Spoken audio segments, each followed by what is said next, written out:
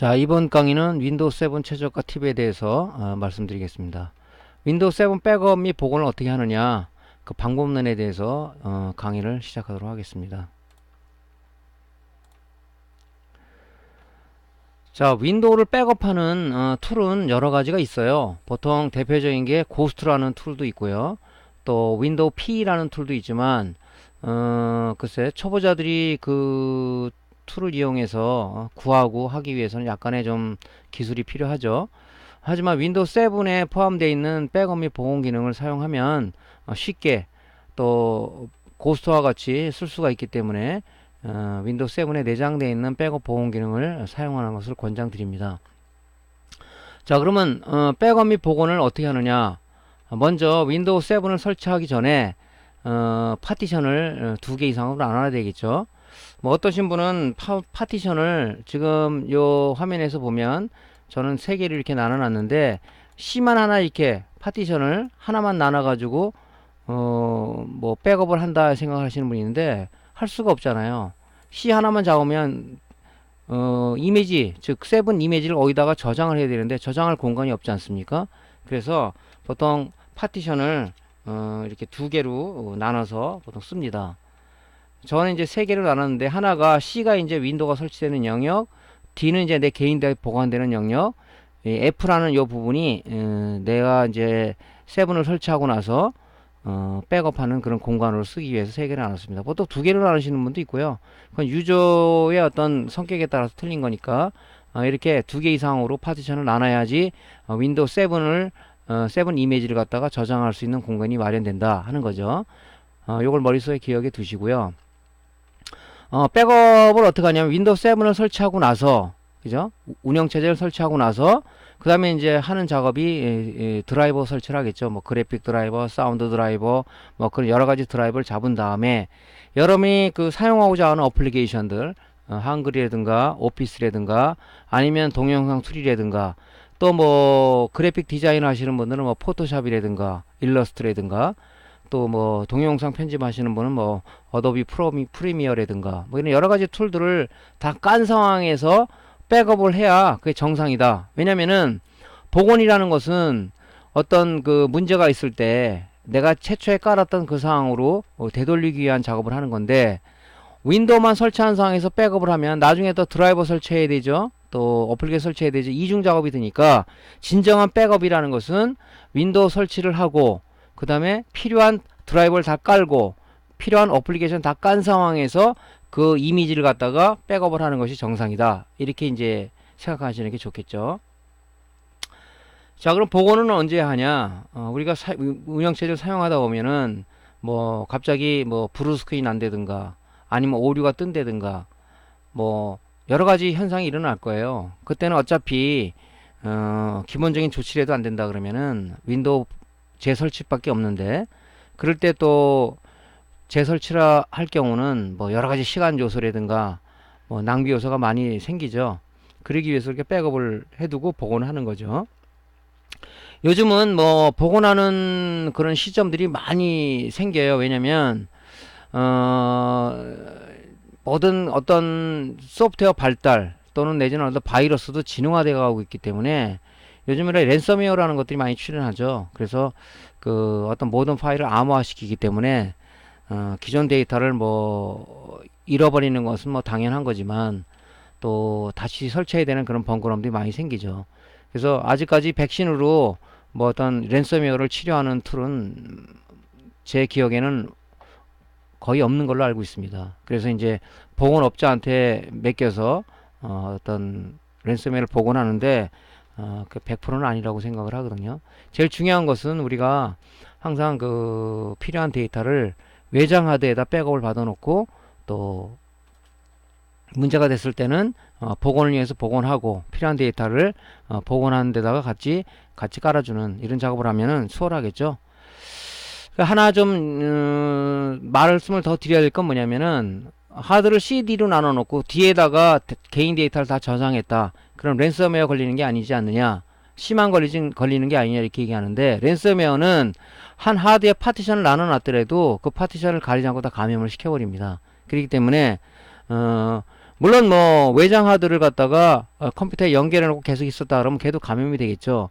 그래서 외장 하드는 우리가 백업 개념으로 쓰는 거기 때문에 필요한 데이터를 옮겨 놓고 또 어떤 그 데이터가 문제가 생겼을 때 백업 장치에 있는 외장 하드를 연결해서 데이터를 갖다 붙는 작업을 하기 위해서 필요한 백업 용도로 쓰는 거지, 뭐 컴퓨터에 계속 붙여 쓴다 그러면은 차라리 데스크탑에 안에다 하드를 하나 더 붙이는 게 낫겠죠.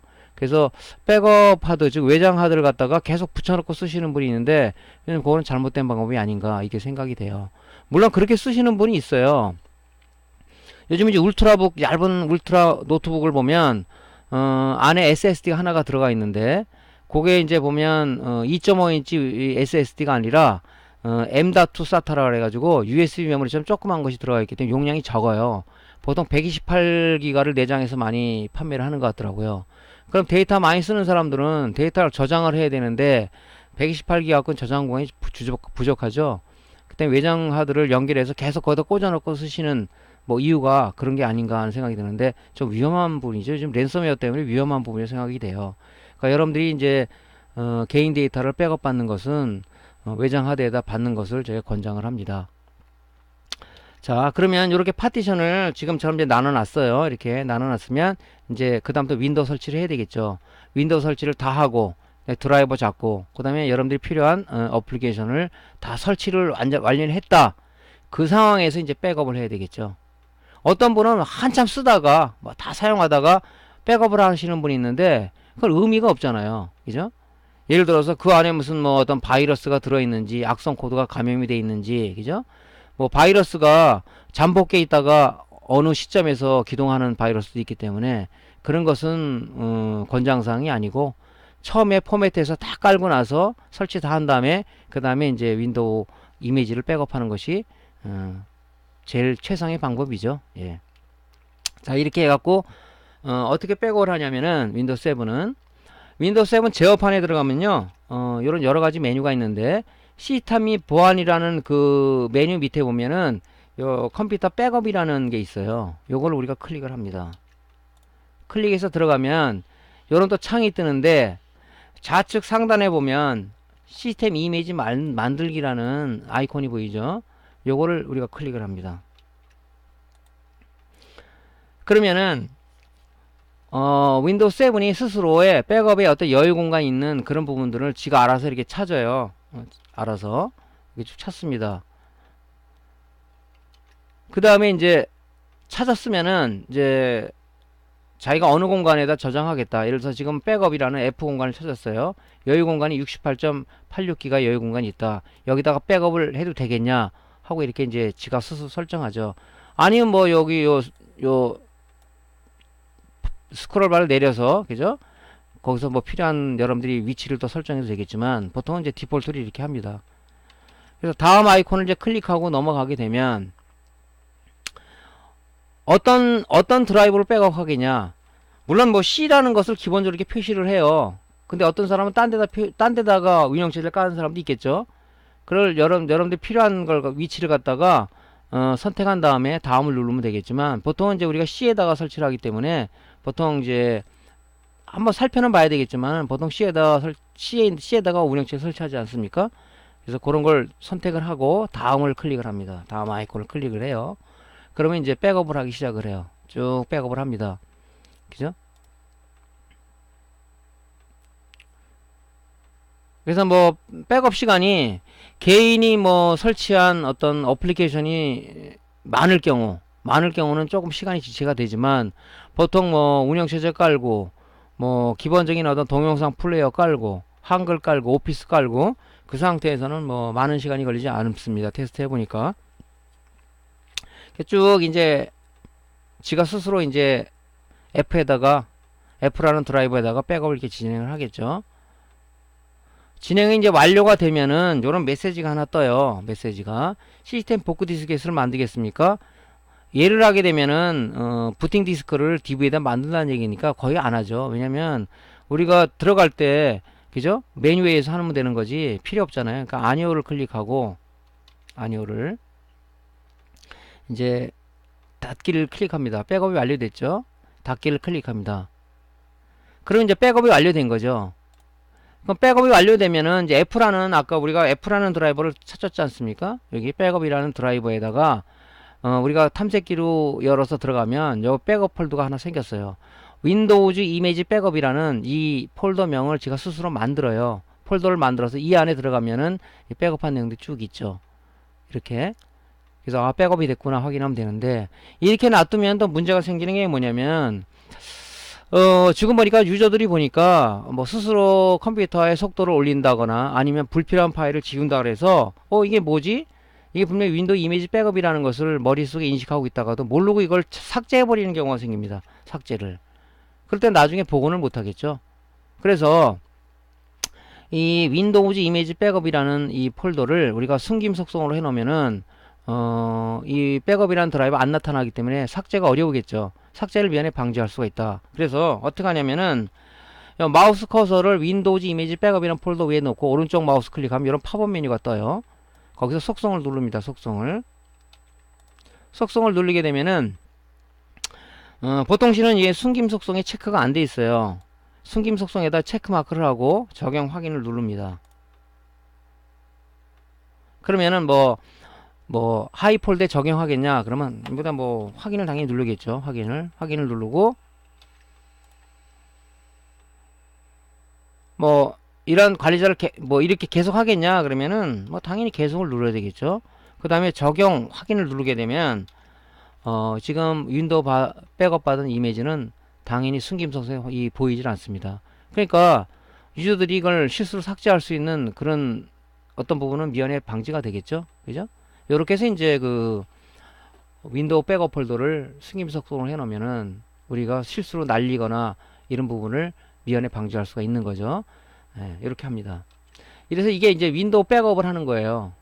이렇게 하고 있다가 어느 날 갑자기 이제 데스크탑 파워를 딱 키니까 계속 뭐 윈도우 로고만 나오고 재부팅이 되고 이런 경우가 있고요. 또 하나는 뭐 윈도우가 떴는데 갑자기 블루 스크린 하면서 바탕화면에 뜨면서 블루 스크린 하면서 윈도우가 쓸 수 없는 상황으로 된다. 이런 경우가 많이 지금 우리 흔히 볼 수 있는 건데 윈도우가 뭐 루핑이 도는 것은 윈도우의 부트 매니저 XP에서는 NTNDR이라는 그 부트 매니저가 있는데 걔가 이제 하드에 있는 내용을 하드에 부트 섹터에 있는 내용을 끌어올리는 조그만 프로그램들이 부트 매니저가 손상되면은 윈도우가 뜨지 못하죠. 그런 여러 가지 현상이 있어요. 그렇기 때문에 우리가 백업을 해 놓는 거죠. 자, 그런 현상이 있을 때면 이제 당연히 여러분들이 수시로 기본 자기 데이터를 외장하되 계속 저장을 하잖아요. 저 같은 경우는 뭐 매일 하는 것이 좀 계획을 해서 못 하는데 뭐 일주일 단위로 백업을 하다 보니까 저도 랜섬웨어가 걸려가지고 데이터를 잃어버린 게 많거든요. 근데 요즘은 이제 보통 뭐 어떤 프로그램을 작성했다, 어떤 뭐 강의 자료를 만들었다 그러면 바로 그냥 제가 외장하드를 연결해서 옮겨 놓습니다. 왜냐면 랜섬웨어가 겁나더라고요. 그래서 여러분들이 수시로 이제 데이터를 백업해서 외장하드에 있기 때문에 보고만 해놓으면은 필요한 데이터는 외장하드에 있는 거 옮겨놓으면 되지 않습니까? 예, 그래서 문제가 생겼다 그러면 이제 윈도우 복원을 해야 될 거예요. 그죠? 복원은 간단합니다. 어떻게 하냐면은 데스크탑 파워 버튼을 누르게 되면 윈도우 시작하잖아요. 시작하기 할 때 이 F8키라는 거 기능키 키보드 파워 맨 상단에 보면 F8키가 있죠. 그걸 연타해서 쭉 눌러요. 한번 누르지 말고 이 메뉴가 지나갈 수 있으니까 F8키 연타 쭉 하면 딱딱딱딱 연타를 하게 되면 요런 고급 부팅 옵션이라는 메뉴가 떠요. 거기서 제일 상단에 보면 컴퓨터 복구라는 게 있죠. 그거를 클릭을 합니다. 그럼 이제 다음을 누르게 되면 요런 아이콘이 하나 떠요. 윈도우 10하고 좀 아까 틀리죠. 그러면은 뭐 이건 뭐 그냥 뭐 생각할 필요 없이 그냥 다음 아이콘을 누르시고요. 그 다음에 또 이런 게 떠요. 뭐 사용자 이름이 뭐냐 뭐 뜨는데 암호가 설정돼 있을 경우는 계정에 본인 설정한 계정에 암호가 돼 있으면 암호는 당연히 넣어야 되겠죠. 근데 보통 뭐 암호를 보통 대부분이 안 넣으시더라고요. 확인 키를 누릅니다. 다음으로 넘어가는 거죠. 그러면 또 이런 창이 하나 뜨는데 여러 가지 메뉴가 있어요. 우리는 윈도우 이미지를 백업해 놓은 거 아닙니까? 그러니까 시스템 이미지 복구라는 메뉴에다가 우리가 선택을 해야 되겠죠. 시스템 이미지 복구라는 메뉴를 선택한 다음에 클릭을 하게 되면 또 이런 메뉴가 하나 떠요. 그러니까 이거는 뭐 그냥 다음만 누르면 되겠죠. 이걸 뭐 설정할 필요는 없고 다음 누르게 되면 또 밑에 요런 또 뭐 추가 복원 옵션을 뭐 선택하시겠습니까? 선택할 필요는 없고 그냥 다음을 누르시면 됩니다. 보통 프로그램들이 있죠. 다음 예 마침이면 끝나잖아요. 보통 물론 뭐 구성 요소를 봐야 될 경우도 있지만, 그래서 여기서 마침 아이콘을 이렇게 여기서 클릭을 해요. 그렇게 되면은 또 복원할 드라이브 모든 데이터 심이 바뀝니다 하고 뭐 이런 경고 메시지가 뜨면 그냥 얘를 뭐 복원할 거니까 얘를 누릅니다. 얘를 누르게 되면 이제 복구가 진행이 되는 거죠. 그래서 시간은 제가 보니까 많이 걸리진 않아요. 이게 뭐 개인 데이터들이 많이 설치하는 사람들은 좀 조금 걸리는데 뭐 그렇게 차이는 많이 나지 않는 것 같더라고요. 복원이 이렇게 쭉 진행이 돼요. 그러니까 F에 있던 그 이미지를 C를 포맷해 가면서 그 이미지를 거기다가 덮어 씌우는 개념이죠, 이게. 예. 그래서 다 되면은 이제 지가 가만히 놔두면은 다 되면 지가 알아서 스스로 재부팅 하지만, 그냥 뭐 빨리 재부팅 하고 싶다 그러면은 다 끝나면 요 지금 재시작을 누르면 시스템이 재부팅 되면서 최초에 운영체제 설치했던 운영체제 설치하고 그 다음에 개인이 설치한 어떤 어플리케이션 설치한 상태로 그 운영체제가 부팅이 되는 거죠. 그러면 이제 여러분들이 외장하되 받았던 그런 데이터들을 옮겨 놓으면 간단하게 몇 분 만에 어떤 AS점에 방문하지 않고 또 나름대로 어떤 비용을 들여가지 않으면서 여러분들이 방 안에서 또 사무실에서 편안하게 복구할 수 있는 그런 툴이 윈도우 7에 내장되어 있는 것을 사용하는 방법을 여러분들한테 설명을 드렸습니다. 자, 윈도우 10하고 약간 좀 틀린데요. 개념 자체는 비슷해요.